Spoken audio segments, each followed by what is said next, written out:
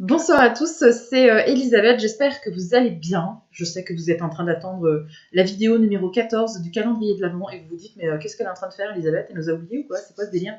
Bah Elisabeth, elle est un peu comme tout le monde, elle a affronté la cohue dans les magasins pour aller faire ses achats de Noël.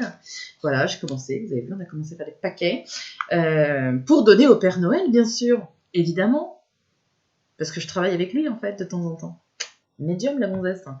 Donc, aujourd'hui, fenêtre numéro 14, et donc c'est un mail très touchant que j'ai reçu du Portugal, d'une maman qui s'appelle, alors je suis désolée parce que du coup peut-être que ça se prononce pas comme ça, mais qui s'appelle Julieta, donc peut-être que c'est Julieta, peut-être j'ai quelques bases, mais enfin j'ai pas fait beaucoup d'espagnol et de portugais.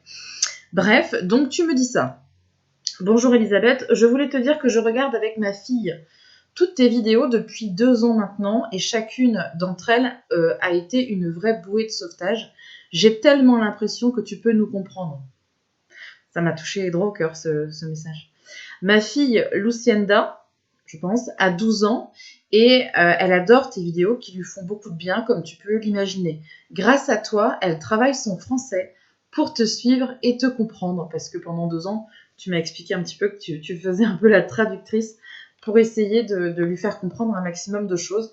Alors déjà, j'ai envie de te dire bravo, félicitations, parce que ta fille est dotée de médiumnité, de cette capacité, et tu es à son écoute, tu es très proche d'elle. Donc déjà, elle a beaucoup de chance, elle n'est pas toute seule face à ça. Donc déjà, félicitations, je sais que c'est pas évident de vivre ça tous les jours.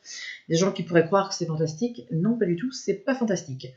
Et donc tu me disais après dans ton message que ta fille du coup avait une question pour moi et que donc c'est Lucienda qui pose cette question et qui me dit parfois je vois des fantômes qui viennent me voir dans ma chambre la nuit, ils me tirent les cheveux, ils crient fort sur moi, ils me font très peur, parfois je me cache pour ne plus les entendre.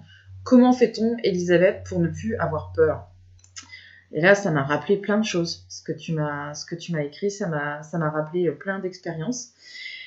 Le problème, c'est que, comme je le disais à l'instant, c'est que très souvent, il y a des gens qui vont dire non, mais la médiumnité, c'est super, c'est génial, c'est cool. Oh là là, ma fille est médium, c'est exceptionnel. Elle prend le bouquin, la Bible familiale, et là, pouf, elle te fait des contacts avec tout le monde.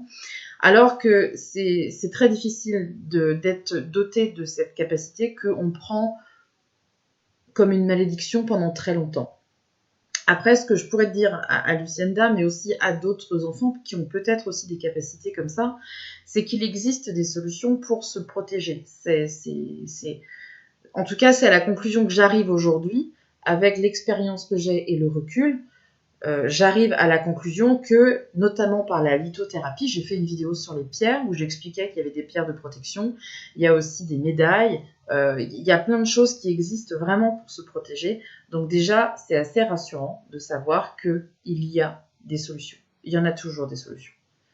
Toujours. Après, ce qu'il faut comprendre, c'est que quand on est médium et qu'on a beaucoup d'énergie, effectivement, on va attirer vers nous tout ce qui traîne. On est très intéressant, on est une espèce de batterie sur pattes. Donc forcément, on va avoir tendance à croiser des entités et c'est extrêmement difficile à vivre.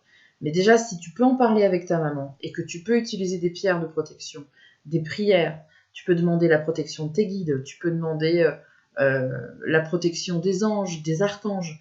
Les anges et les archanges ne se déplacent que lorsque tu cours un danger d'ordre imminent et non naturel.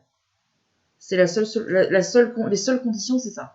Donc, si jamais tu as une attaque d'entité ou si jamais il y a quelque chose qui t'agresse pendant la nuit, tu peux commencer à utiliser ces petites astuces pour te protéger ton sommeil aussi, et puis ton bien-être. Et puis après, vraiment, si tu es très embêté, à ce moment-là, je te conseillerais, je parle plus à la maman, je dirais à la maman simplement de m'envoyer une photo pour que je puisse regarder s'il n'y a pas quelque chose au niveau aurique, au niveau qui serait bloqué ou parasité ou quelque chose. Il peut y avoir aussi différentes choses. C'est-à-dire que c'est pas juste un phénomène parce qu'il y a eu des énergies dans un lieu, par exemple, et qu'on est médium, donc on les attire. Il y a aussi des personnes qui vont être polluées et du coup qui vont avoir des sensations qui vont être encore plus accentuées. Il y a vraiment différents cas. Vous pouvez prendre 3 personnes devant vous qui ont des problèmes d'entité et avoir 3 problèmes bien distincts. Et donc 3 solutions qui seront elles aussi bien distinctes. Donc c'est important de prendre le temps de comprendre une situation pour agir et pour la solutionner. Mais je te dirais, Lucienda, que quand j'étais enfant, et j'ai été comme ça pendant très longtemps, parce qu'il y a encore une dizaine d'années, j'avais très très peur de tout ça. Et c'est d'ailleurs la raison pour laquelle c'était même pas concevable que je devienne médium un jour, parce que ça me faisait tellement peur. J'ai tellement été, je dirais, chahutée. Je dis toujours ça parce que j'ai du mal à dire attaquer, mais vraiment chahutée. Et il y a 10 ans, tu m'aurais dit, tu vas être médium, mais jamais de la vie, je t'aurais cru, jamais, jamais, jamais, je voulais pas. C'était quelque chose qui me terrifiait, parce que même si j'avais fait des recherches, même si j'avais entrepris des lectures, etc., pour essayer de comprendre, j'avais pas de support, j'en avais pas. Et dans mon entourage, moi, il n'y avait personne pour me parler de ça, on n'en parlait pas. Donc, tu es seul face à ça, tu grandis avec de temps en temps des crises, etc. Et puis ça passe, tu mets ça de côté, tu te dis, bon, allez, on cloisonne, je ne parle plus de la médiumnité, les trucs qui passent, non, j'ai pas vu. Tiens, on m'a dit un truc, non, mais je veux pas entendre. Enfin voilà, on essaie vraiment de s'enfermer là-dedans parce qu'on est terrifié, tout simplement. On est terrifié. Quand on a des informations qui nous rentrent d'un côté, on dit oh là là, non, moi je veux pas savoir, taisez-vous. Et puis au final, il faut vraiment commencer à bien comprendre comment ça marche. Et une fois que tu t'intéresses vraiment aux énergies, le monde subtil, les corps subtils, etc., là tu comprends que tout ça c'est d'énergie, qu'il y a une espèce de logique dans tout ça, qu'il existe des méthodes de protection, qu'il existe des méthodes de purification, etc. Donc ça te sécurise. Et moi, c'est à partir du moment où j'ai réussi à bien me sécuriser que j'ai vraiment travaillé là-dessus, les protections, etc. C'était vraiment le sujet par excellence. Je me suis rendu compte que ça fonctionnait. Donc, j'avais un rempart. Je me suis dit, bon, on va peut-être entrouvrir un peu la porte, juste pour voir, quoi, mais on n'est pas sûr quand même. Mais aujourd'hui, c'est très très rare que je sois paniquée, même s'il y a un phénomène dans la maison, même s'il y a quelque chose qui peut être très impressionnant. La semaine dernière, j'étais en consultation ici, ma porte s'est ouverte d'un coup, ma caméra bug en même temps. La semaine dernière, j'étais en consultation, la porte, et j'étais toute seule, il n'y avait pas d'air, tout était fermé. Alors je sais qu'il y a du vent en Bretagne, mais bon quand même. Et la porte s'est ouverte, elle s'est déclenchée, ouverte, quoi, comme si quelqu'un rentrait. La personne qui était là en rendez-vous, je pense qu'elle a eu la trouille de sa vie. Et je pense qu'en me voyant très calme, elle n'a pas paniqué. J'ai eu aussi une personne qui est venue faire un contact médiumnique. Là, c'est très court, c'était sur un délai d'1 mois. Et il y a quelqu'un qui s'est mis à parler à haute voix dans ma cuisine. On l'a entendu distinctement. Et cette personne-là, elle a halluciné. Elle n'avait jamais vécu de phénomène comme ça. Et là, elle a vécu ça, quoi. Donc, c'est vrai que ça peut être très impressionnant. Il y a beaucoup de gens ici qui viennent, qui ont souvent une sensation de froid sur la joue, ou quelque chose sur l'épaule, ou la sensation d'être observé. On entend souvent aussi le sol qui craque comme s'il y avait quelqu'un qui marchait. Enfin, il y a quand même pas mal de choses. Et phénomène à la porte aussi, on a souvent des oiseaux qui viennent taper au carreau pendant le rendez-vous, des plumes qui tombent du ciel. Enfin, c'est à croire que Elisabeth a...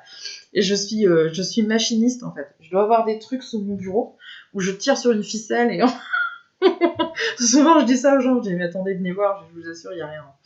Mais je sais que tout ça, ça peut être très impressionnant à vivre de manière tout le temps. Donc c'est vrai que quand on est médium et qu'on a tout plein de phénomènes autour de nous, on a des informations, etc., c'est très difficile à vivre. C'est vraiment difficile à vivre. Mais ce que je te dirais, c'est que avec le temps, avec l'expérience, on arrive à bien le vivre. Aujourd'hui, moi, je le vis très bien. Il n'y a pas de souci. Je vis ça très bien. Même si je vais dans la rue, je vais avoir plein d'informations qui vont me venir, mais bon, allez, je fais pas attention. Aujourd'hui, j'ai été dans une boutique, la dame, elle était en train de faire un paquet, elle était en train de préparer. J'avais plein d'infos qui étaient en train de me venir. Tiens, sa mère, il se passe ci, il se passe ça, machin. Allez, terminé, j'ai pas envie. Voilà. Et c'est la preuve qu'on peut très bien le vivre. Alors, Je te rassure, c'est vrai que quand on est enfant, c'est compliqué. Le principal, c'est que tu es ta maman, qui soit avec toi et avec elle, tu peux en parler, donc c'est déjà extraordinaire. Et surtout, dis-toi que si tu mets en place, tu vois, des petites protections, des bracelets, des pierres, des boucles d'oreilles, avec des pierres de protection, tu réussiras je dirais, écarter de toi trop d'ombre, trop de choses négatives. Et crois-moi, si tu fais ça, tu vivras très bien ta médiumnité et il n'y a aucune raison que ça te perturbe dans ta vie quotidienne et que ça soit un frein en tout cas à ton évolution. Voilà, Luciana. Eh ben, je te fais un très gros bisou au Portugal et puis je te dis à bientôt. Et je vous dis à vous tous à bientôt. À demain, nous serons le 15, donc on approche de Noël et je vous retrouverai bien sûr dans une petite vidéo demain, dimanche. Voilà, je vous fais des gros bisous, je vous souhaite une excellente soirée, je vous dis à très bientôt. Salut!